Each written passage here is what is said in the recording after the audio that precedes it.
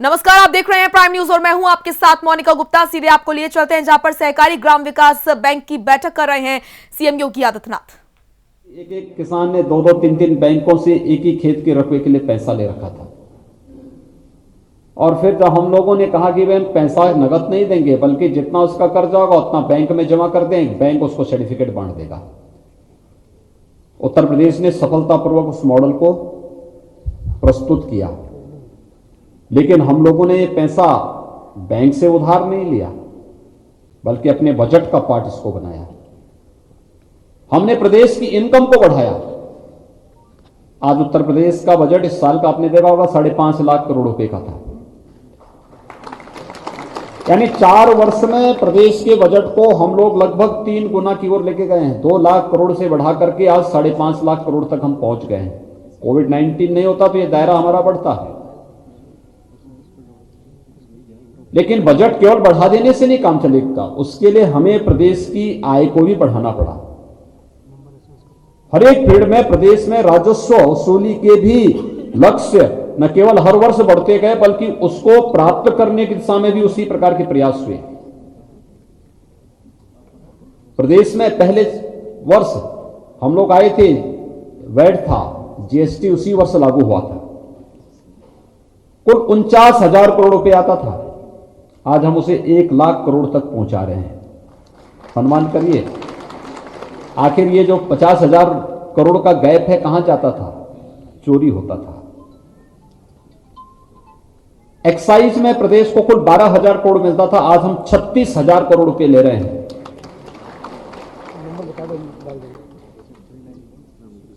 Stamp and registration में प्रदेश के अंदर कुल 11,000 करोड़ के आसपास आता था, इस समय हम 23,500 करोड़ रुपए ले रहे हैं।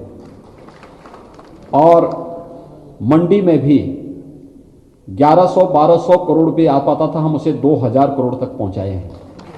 हर एक फील्ड में इनकम को बढ़ाया गया। जो पैसा इधर उधर जाता था उस पैसे को हम लोगों ने राजस्व में प्रदेश के राजकोष में जमा करवाना प्रारंभ किया।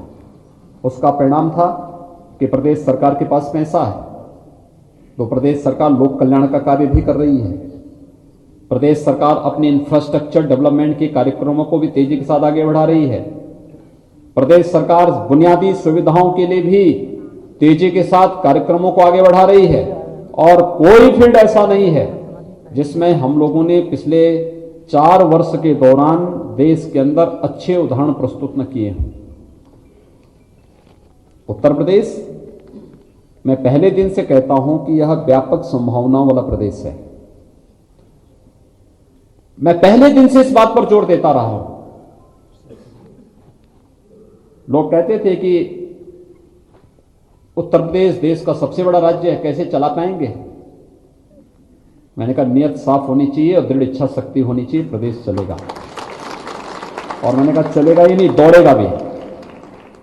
आज उत्तर प्रदेश, जिस उत्तर प्रदेश के बारे में कहा जाता था कि यहां निवेश नहीं हो सकता, जिस उत्तर प्रदेश के बारे में कहते थे कोई यहां आना ही नहीं चाहता है, दुनिया का कोई ऐसा निवेशक नहीं जो आज उत्तर प्रदेश में निवेश करने का इच्छुक न हो।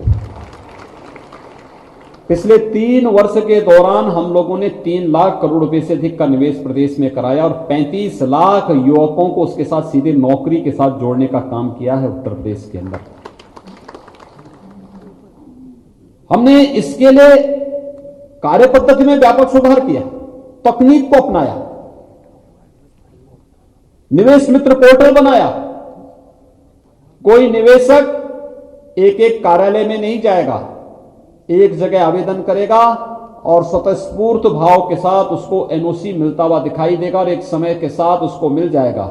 जहां से नहीं मिलेगा यह मान लिया जाएगा कि मिल गया है, और अगर गलत मिला है तो जिसकी टेबल से समय से निर्णय नहीं हुआ उसकी जवाबदेही हम तय करेंगे। आज उसका परिणाम है ईज ऑफ डूइंग बिजनेस में प्रदेश की रैंकिंग में कितना सुधार हुआ। 16 में हम 14 नंबर पर थे, आज दूसरे नंबर पर उत्तर प्रदेश आ गया है पूरे देश के अंदर। अर्थव्यवस्था के क्षेत्र में आबादी में सबसे बड़ा प्रदेश, लेकिन हमारी अर्थव्यवस्था 5वें और 6ठे नंबर की थी।